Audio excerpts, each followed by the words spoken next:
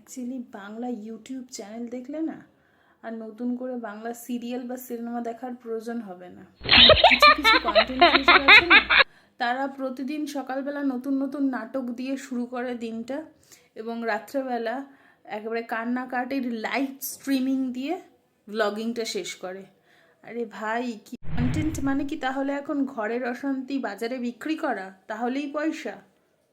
কারো কারো তো হচ্ছে ভিডিওর মধ্যেই একে অপরকে চূড়ান্ত মাত্রায় গালিগালাজ করছে, আবার ভিডিওর মধ্যেই রোম্যান্টিকতার একেবারে দৃশ্য দেখা যাচ্ছে, কখনো রোম্যান্টিক ডেটে চলে যাচ্ছে।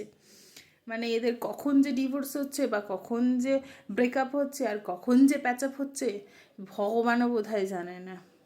তাই বলি ভাই, স্ক্রিপ্টটা যখন একটু লিখবে না, একটু লজিক্যালি লিখো, মানুষের যাতে ভালো লাগে। আসলে আমাদের মতন যারা মানুষ আছে তারা তো মানে সমব্যথী হয়ে কখনো কখনো সমবেদনার কথা জানাচ্ছি, আবার যখন ওরা গলাগলি পীড়িত হয়ে যাচ্ছে, রোম্যান্টিসিজম এসে যাচ্ছে ওদের জীবনে, তখন ভাবছি কেন ভাই সমবেদনাটা জানালাম। তাই অন্তত আমাদের জন্য একটুখানি লজিক্যালি স্ক্রিপ্টটা লিখো। কি বলুন তো, প্রত্যেকটা মানুষের না পার্সোনাল লাইফ থাকে তাদের নিজেদের ভিতরে, ঘরের ভেতরে, কিন্তু এই সমস্ত ব্লগারদের পার্সোনাল লাইফ থাকে হচ্ছে অন ক্যামেরা, একদম স্পটের মধ্যে, যাতে সবাই এদেরকে নিয়ে নানান রকম গসিপ, সমালোচনা সব কিছু করতে পারে। আর আমরা আমরা হচ্ছি মাথামোটা বলদের দল, যারা ওদের সমস্ত এরকম নাটকে বিভিন্ন রকম কমেন্টস করে আসি, সমবেদনা জানাই, কিন্তু দিন শেষে আমরাই হচ্ছে পাগল।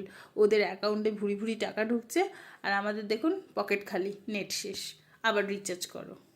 এগুলো দেখে দেখে সব শেষ হয়ে যাচ্ছে।